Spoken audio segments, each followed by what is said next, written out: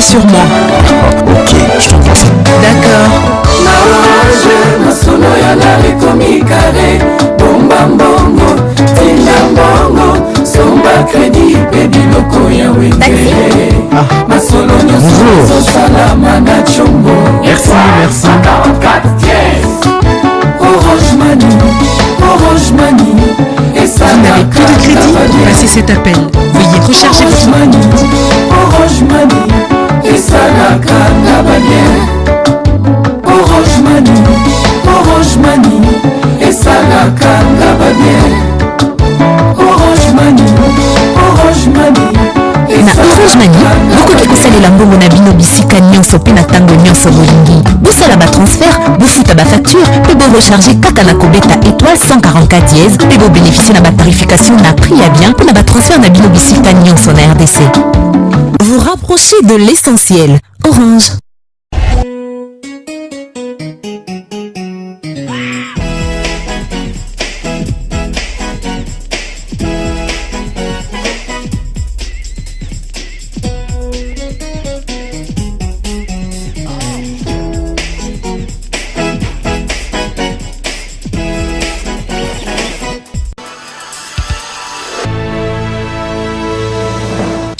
Meilleur vœu na banyo so bazuli bango kitoko ya kotala lingala facile le 27 décembre 2017 ya lelo tokomi pratiquement na suka ya net totika na mikolo ya kotanga na misapi pona kokota mbula ya sika topesi bino ba meilleur vœu 2018 nzambe abakisela bino makambo ya kitoko bonheur santé ezala kitoko mingi penza tikana pesa bino ke na basango na biso sengeli koyeba ke honorable Zakari Bababaswe député national akendaki boko kutana vice ministre ya ITPR Papi Matezolo pona kosola makambo etali banzela awa na ville ya Kinshasa. Claude Mavinga azalaki kuna comme bazali na vacances parlementaires bondi melangai aboyi na ye kokende na mikili ya poto alobi akozala na Kinshasa pona kolandela surtout situation oyo ezo préoccupé bana ya Kinshasa ba inondation soki mvula ebeti ba veni nyonso ezali kotonda na mai alobi akolala pongi te na yango honorable Zakari Bababaswe Eli ya Kinshasa ayaki awa pona kokutana na vice ministre oyo azokumbela masolo ya infrastructure pe travaux publics excellence Papi Matezolo pona kotalisa ye baye bakosala musala wana babongisa banzela baka niveau po bana ya Kinshasa baye bako vivre na kimia. Vice ministre ya ITPR excellence Papi Matezolo Emmanuel Macron ya République démocratique du Congo ayambaki ye kitoko babetaki masolo pe asiraki ye akoyeba kosolola na ministre titulaire na ye oyo azali na déplacement excellence Thomas Louaka pour que bayeba kozwa solution na ba préoccupation nyonso oyo Eli abana ya Kinshasa honorable Zakari auti ko exposer bango etant que député national kutu alobaki lisusu boye ke kozala député national elingi kaka koloba te ke okende kosala contrôle parlementaire pa wapi bayibi mbongo kasi kozala pe na ba relation ya kitoko kopesa makanisa ya kitoko na ba ministre pour que bayeba kosala pona intérêt ya peuple boyoka yemoko honorable Zakari Bababaswe na vice ministre ya ITPR excellence Matezolo balobi nayaki kotala vice ministre ya ITPR d'abord na cadre ya ba relation ekozala entre institution parlement na gouvernement kotala koza pe na cadre ya contrôle parlementaire ba ministère ezana kata ville ya Kinshasa faut ba fonctionnement na mpo ko azosala kuna ezaba congolais ya mibale pena likamune na tambola keza pona ndenge ba mvula ezo noka na Kinshasa eza ya Rozinda Kinshasa bazele zo katana Kinshasa bazele zalité alors que les lots tozana plus de 600 000 voitures véhicules ezo circuler na kata ville ya Kinshasa mena zile ka mibale to misato eza capital ba ya bazepele image za la mwa malamu na ndenge que batale son motali banzela eza ya Rozinda. Il faut soutien au gouvernement central pour le niveau de la province, tout le monde qui va moyens de rappeler la pénalité. Honorable Zakari Bababaswe, avant même que Bisso de côté de la monde politique, qui est déjà Azali figure de proue, donc Ayebani Makasi. Mikolo Outi, on est qu'un gouvernement a déposé qui na chambre, na parlement, loi électorale, et que loi électorale, loi na lelo, ils allaient promulguer. En tant que ma tête pensante, il fallait que l'écoute en appel qu'on soit pour nous voir qu'est-ce qu'il faut faire pour nous commémorer que la personne a développé l'émergence. Parce que les lois, il y a un monde qui permet que les gens soient alignement, et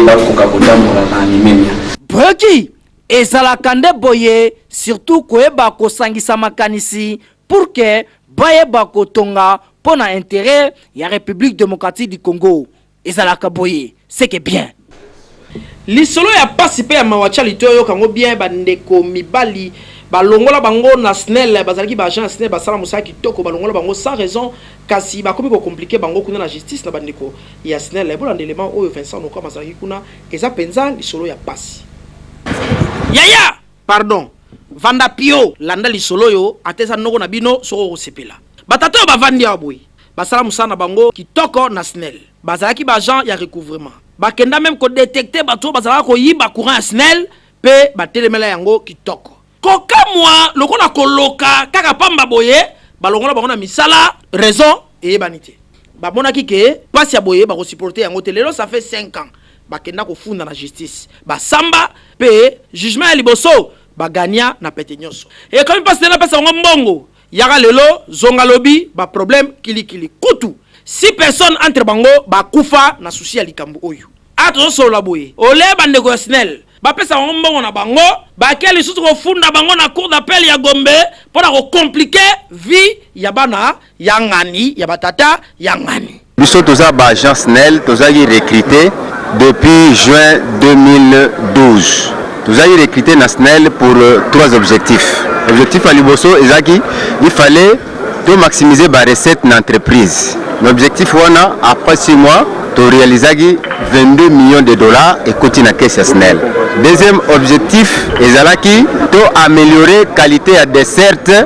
ya courant na ville à Kinshasa. Pour na yango to kokaki ko identifier 30 000 abonnés clandestins au bazai ko consommer frauduleusement courant SNEL to verser na compte SNEL. Troisième objectif ezalaki pour na que to contribuer na réussite ya 14e sommet à francophonie au Zaki na Kinshasa na octobre 2012. Maintenant après cela SNEL ayaki ko résilier ba contrat na biso ko suspendre biso abusivement pour un délai indéterminé. Abani ko compliquer situation. Pour aller lotoyer awa na cour d'appel awa SNEL mutamemi biso lisusu awa parce que toza déjà un jugement avant dit droit oyo euti na tribunal du travail après que l'inspecteur provincial du travail assis à pas sali ba PV à des comptes final. Toza conseiller na ministre de la justice a telemela ba opprimer net biso boye na brigade SNEL to koyi comme bien aller toza ba opprimer parce que nous sommes totalement abandonnés 5 ans après que nous ayons affloué les caisses de la SNEL talendenge SNEL azar comme ça biso passe.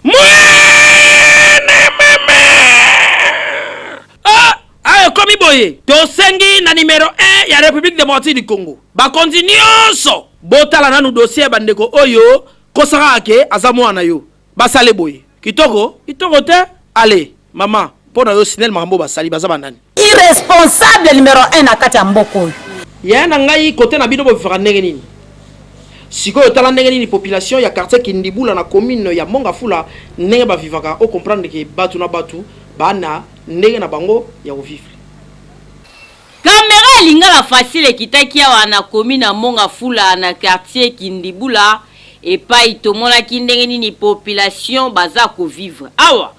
population ba vivra kaka na agriculture, pêche pe élevage. Botala ndenge babokolaka bangombe. Ngulu mabata pe biloko mususu. Awa na Kindibula tomoni mapangu eza minene kasi awa bozwa ndenge bandako eza mikie nyonso batika kaka ba espace pona kosala bilanga pe chaque lupangu eza na balibulu pona kotoka mai ya koarose babilanga oyo misusu kutu basalaka ba mai ya nkelo e bongo awa pona bilamba bango batandaka kaka likolo ya banzete baza na bawese ya coup direct awa ba papa ba mama bana bango nyonso basalaka bilanga soki ozalaka fainéant kobeta no tour côté ote po oza na place te.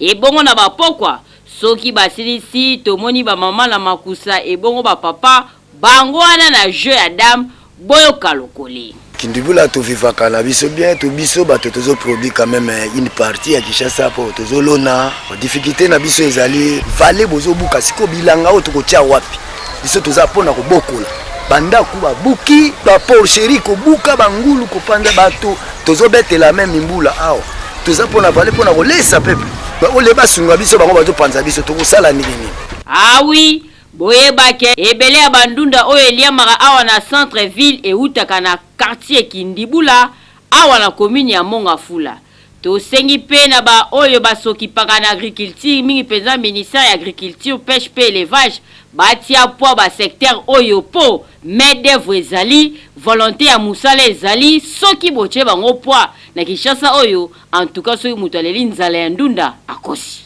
tolobi. Lingala facile esali constat ya brique ya rouge na boma yango na yango polanda element oyo. Yala ba brique nyonso oyo etandami awa bandeko tozali bongo na ville ya Boma na commune ya Nzadi na quartier Mvwangu kuna na avenue Kasavubu vers Gbado okokamwa soko okomi kuna parce que brique ya kotumba ekoma yele. Baye bozalaka kana Boma boyebaka ke ndaku etongamaka na brique ya boto nde bakausaka yango na moi batomboli awa masolo ese changer tanenge brique ekoma kosalema batimola déjà mabele babeti boto na bango babeti yango na libaya baye bakausi yango muke na moi mbala moko na moto woso awa nde esika brique ezo lambama ezo kalingama ezo tumbama nde epai ezo pesa forme ya kitoko tela ba brique yango tango ebimaka ndenge etandamaka yango permetaka batonga bandako ya kitoko boye bandako telema boye pe bandako yango eza ndako ya makasi eza vraiment durable parce que brique ozo mona boye eza makasi koleka ta ba brique oyo basali na sima ya mundele. Boma ya kala soto ke ina ba misila be to ke na ba kidieti to ke na ba carrefour tango inondation salamaki to constataki ke bandako belé koya ki kaka oyo zalaki na brique no quit. Brique oyo soto tali bien na kata boma awa tozali na ba épreuve lokola hôtel Nkwangila Lele na kata ville etongoma na brique quit esombama na Gwado awa soto tali lisusu bâtiment ya Chona ba magasin mais soana etongoma na brique quit utaka na Gwado voire même il y a eu un temps bâtiment bo ba utaka Kinshasa ba kosomba ba brique na ba conteneur vraiment ekenda Kinshasa donc brique vraiment très important brique quit.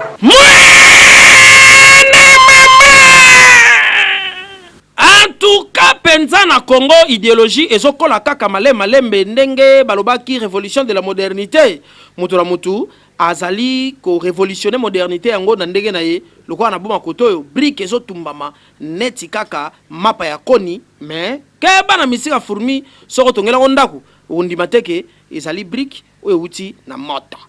eyokani. Na Kinshasa bazobenga yango gege ezosalama mingi na masangu kasi bozo sikoyo impact ya agene na Uganda membaloyo bazosala yango na Bitabe tolana nanu.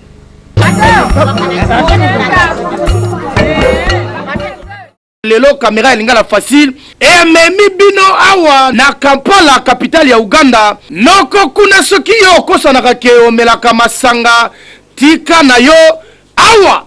komela masanga ezali blagi te po agene nde mela makakoto yo na ndenge ya kosakana te pe agene yango boye bakeza ya masangu te agene oyo mela maka awa na Kampala eza pena agene oyo basali yango na Bitabe oyo pola wana penza awa sikoyo bozozwa ndenge village mobimba baye kovanda awa nde omoni bango na tongo bavandi aboye bazali kozela biloko bakabolela bango te me bazozela agene oyo bozomona ezolambama awa boye yaya ndimela ngai ke basimbi bakopo mutu na mutu kopo na ye papa mama mwana tout le monde na kopo na ye ya kopale azozela agene oyo bomoni bazolamba awa boye ya Bitabe pola zwa sikoyo mupanzi koto oyo boye ndenge bapapa bazobeta jeu de 6 na bango na cadre toujours kaka ya kozela agene omoni bazolamba wana tangu agene kitana moto bondi melangai ke mutu nyonso tu awa azalaki kozwa agene na ye na kopo na ye ya plastiki po awa papa mama mwana muke koko tout le monde agene nde idéologie ya komelama awa na tongo na ndenge ya kosakana te tala neti awa lokola kwiti esi ezwaki bango deja mbu avandi azotala bango kaka na misu lokola lobaka te ayebaki deja ki ageno bazomelawa ekosukela bango mabe tala sikoyo opposition bazomelela gene yango yaya okulukela yango kombo awa sikoyo zwa baefe sikoyo agene ezosala bango tango kwiti eyaki makasi po modele kwiti ya gene oyo basalaka na bitabe ezobeta bato bakote oyo na Kampala yaya ifo kolukela yango kombo po ndenge bazobaluka na mabele boye en tout cas eza malamu te eokani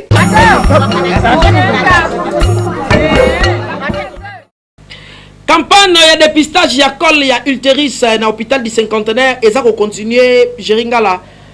kolo masolo yango tolanda ndeko mama jeune fille ya Kinshasa topozaka na ngambu ya Congo Brazzaville occasion yango yo eye na hôpital du cinquantenaire bafungoleli bino mobange na campagne ya dépistage pour na cancer ya col ya utérus oyo ekobana du 1er au 31 décembre 2017 na centre de femmes et sciences de la reproduction awa na hôpital du cinquantenaire kima mbangu ndeko mwasi kima na yo mbangu kobanda le 1er si le 31 décembre au se faire dépister pour cancer ya col ya utérus et ça ko toucher une femme sur 3 à partir ya âge ya 25 ans ti 65 ans yango balobi mama mwana mwasi kima mbangu na hôpital du cinquantenaire okokutana na ba docteur spécialiste oyo bauti mikili ya poto na $35 ya pamba ba consulte yo basali yo fotis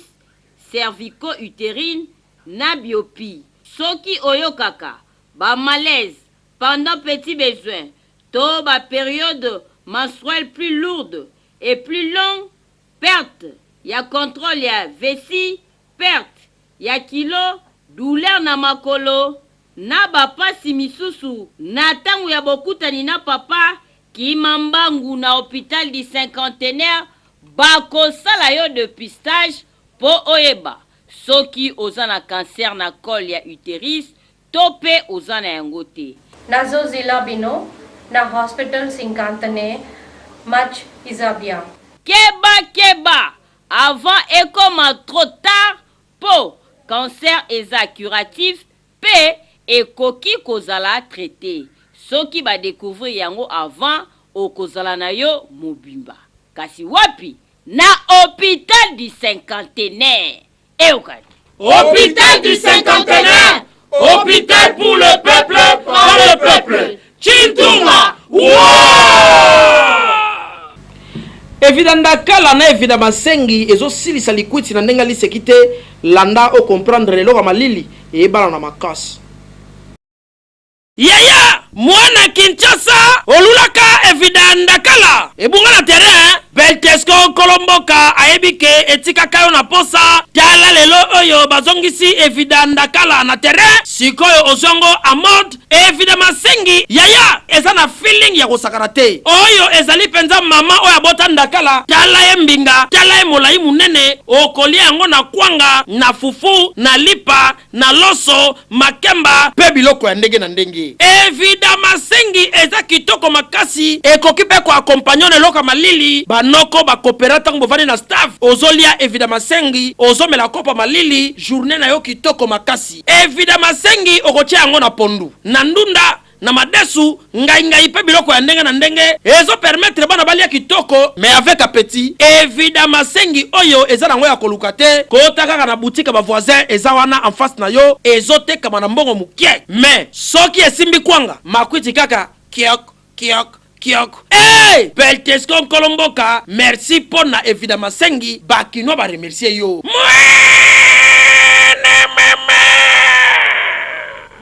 ok elengi eza na évidemment sengi oh fufu elalaki oh na lami fufa moto na 12h welela évidemment sengi koluka bangambu te po okende classe retard évidemment sengi ekotaka na god ekotaka na chassé ekotaka na poche wow to continue ba famille Mokeke na famille Aila pe Fiston Boko cameraman ya Lingala Facile bazali na pasi pe mawa ya koyebisa na baninga bandeko pe babe na bango liwa ya noko na bango papa grand frère na kombo ya colonel Aïla Lamwengo José Oyo akufaki depuis samedi 23 décembre 2017. Pona yango matanga ezali ko salema na avenue Musamba numéro 40 na commune ya Ngiringiri en entendant programme et salema. Pona yango communiqué Oyo et comme la moto nyonso ayebaki colonel José Aïla communiqué yango ezali bongo Fiston Boko. Ba famille Mbayo elongo na papi Mbayo bazali na pasi pe mawa ya koyebisa na baninga bandeko pe baba na bango liwa ya mama na bango tata mwasi pe koko na bango na kombo ya Marie Françoise Mbombo oyo akufaki depuis le 22 décembre 2017 awa na ville ya Kinshasa bebake akufaki liwa moko ya Mbalakata pe na yango programme ya matanga ezali boye vendredi 29 décembre 2017 levé à corps et Salema na morgue ya clinique Ngalema et vous allez bongo exposé na espace bon marché na croisée avenue Kabambar pe Flambeau enterrement et Salema mokolo ya samedi 30 décembre 2017 na cimetière ya nécropole entre terre et ciel sango oyo ekoma na communauté ya baemba nyonso rédaction ya Lingala Facile Mobimba Chiluba Swahili pe Kikongo Facile et présenté ba condoléances de bango na papi Mbayo azali moko na bango. Il s'appelle Métro Matondo, effacer les tableaux à Robeta concert ya Kafuka fun espace GKM et Gozala ndenge ni bolanda a ben sibino boya koyoka musique ya propre. Notre maître, je gérant Chico. Ameganga emena de layo. Métro Matondo, effacer les tableaux à Bengisi Bamoure Nyonso, ya bonne musique. Na espace GKM et Gozalande le 30 décembre oyo 2017 awa na espace GKM na croisement avenue Victoire Pebi Urbani référence rond-point Kimponza boya koyoka mindule kitoko na mongongo ya Métro Matondo effacer les tableaux na benga bana kintu ba vacances na vacances tout ba uti ba mikili bangola baza awa ba to clôturer année 2017 en beauté le 30 décembre oyoyo na GKM boya boyoka Métro effacer les tableaux et surtout pour la première fois boyoka Umela en live Umela ye Umela na république mote mananga oza élu sans mandat opposant na yo azalaka te ozali se yo moko na motema nanga ozali se yo moko donc boya vraiment ebele artiste osakana na nzembo na sakana na nzembo pour bon comprendre que non nataka effacer les tableaux ya solo pour bakiselanga apothéose ya nkunga à partir à 19h boya ebele vraiment bozala décité bolata ki tokoka ndenge webit moi c'est BCBG donc ce jour là c'est du BCBG aussi donc bon chic bon ja bozala bien là moi eloko pété et ça la moi qui toko oyo eza ya korate te boya koyoka mongongo ya Métro Matondo oyo papa chéri abenga effacer le tableau yaya yaka comprendre et yembeli ekeseni surtout que barumba ya sika misi mikolo yo yaga oyoka avangu eyokani Umela ye umela Fabrice Mulele umela ye jomandelele ozalise yo moko Marciano Mia Alain Chinois abetaki concert ya Kafu na Noël oyo ezalaki bongo na Kwilubar na commune ya Gombe. Vincent Onokama témoin ya événement.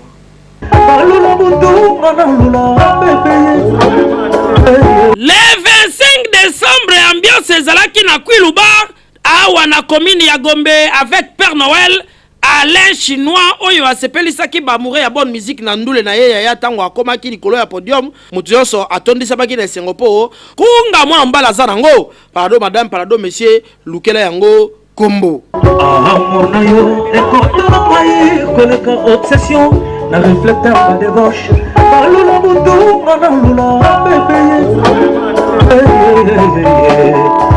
yokata mawai mawa yokata mawa yokata mawa olanga ezongisi mawa tipa World Center etika bush na mawa abelaka liboma ambiance ezalaki ya liseki te kobina ezalaki kuna au rendez-vous papa ezalaki des fois te mututu abinaki makasi parce que ndule sebene oyo ezalaki awa ezalaki ya kosakana te. En tout cas Alain Chinois musala kitoko Noël yob de komisango Noël yango basobenga yo Père Noël. Alain Chinois Père Noël.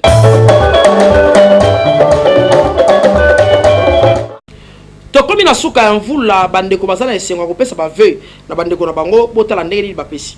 bana nanga nyonso ya ngiringiri natumbeli bango mobu molamu ya 2018 natumbeli bana nyonso ya Kongo mobimba bonane mbula ya sika makambo ya sika oyo tosalaki malamu na 2017 te na 2018 ba ko bongisa yango en tout cas bonane na bandeko nanga nyonso ya ngiringiri papa social azali mukolo pango na ngiringiri comme mon messano les 30 biso nyonso bana ngiringiri tokozana terrain bondo donc mutu nyonso akozwa eloko akolia na ndako na ye na kombo ya papa social les 30 tokutana na terrain bondo natombeli ba mama ba papa ba leki ba yaya kandika baki bonane mbula sika makamba sika na janvier tokozana bino ba pazisango buta musani tosena ngengi na 2017 en tout cas bureau nanga eza makasi mingi yango moni ba action tosala eza malamu mais yewe na bango nazana secrétaire particulier Doli na chargé ya mission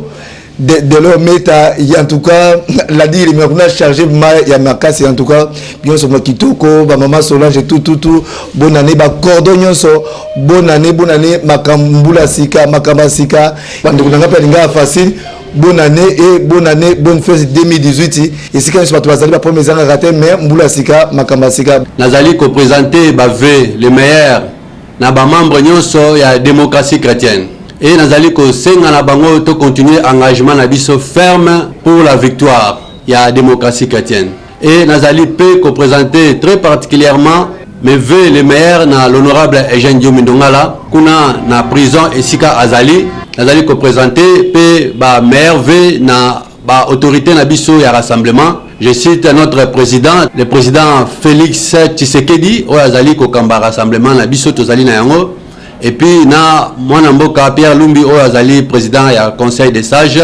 et puis na mwana mboka Martin Fayulu o azali coordonnateur ya ba action na biso na kati ya rassemblement. Nous allons souhaiter plein succès na ba engagement na biso na kati ya opposition et koyebisa bango ete tous ala toujours ferme to continuer engagement na biso pour victoire ezali certaine parce que Nzambe azali kosunga pe akobatela biso. Na komi na suka ya présentation édition lingala facile ya mercredi le 27 décembre 2017 tikala solo kitozali bongo na page rose moko awa. Joyeux anniversaire na yo Rihanna Mundele ozali ko fêter avec un partenaire idéologie Nzambe abaxela mikolo ebele pe ba veli susu na yo Rihanna Mundele lisusu na Wisdom Ngala mwana ya Jeringala Nzambe abaxela mikolo ebele biso awa déjà to sobanda komela pe kolia avec un partenaire idéologie nazaki na sengo ya représenter bino édition ya lelo na sima ya caméra tozalaki bongo na Vincent Onokamba mwana moke mais mayele aussi la pe moke côté kuna na serveur central tozalaki bongo na Voldi Ndotoni Ndoto na ba Voldi qui se sobanga mo etelemi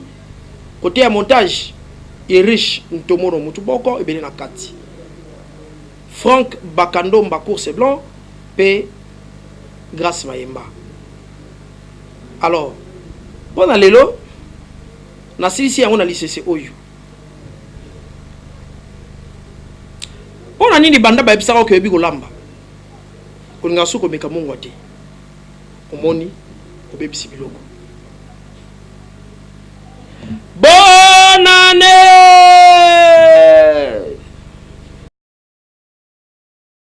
Hôpital du cinquantenaire! Hôpital pour le peuple, par le peuple. Chintuma.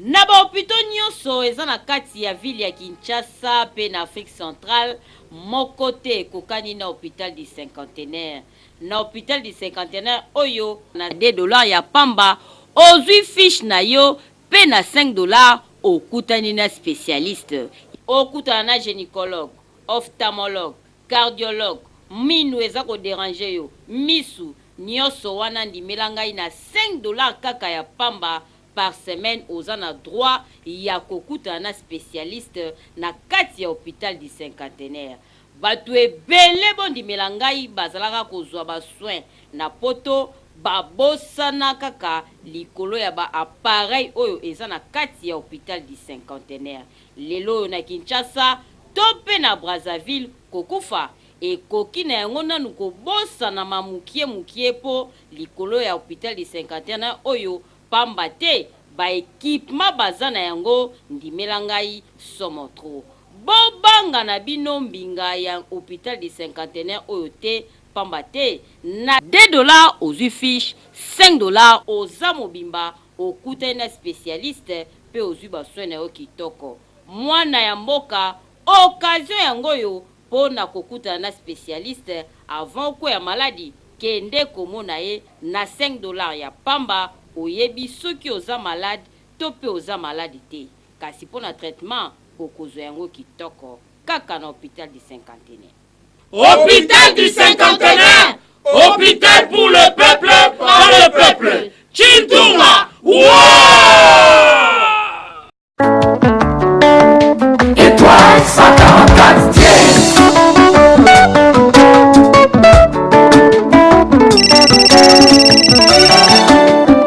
Chérie, je n'ai plus le cas sur moi. Ok, je t'envoie ça. D'accord.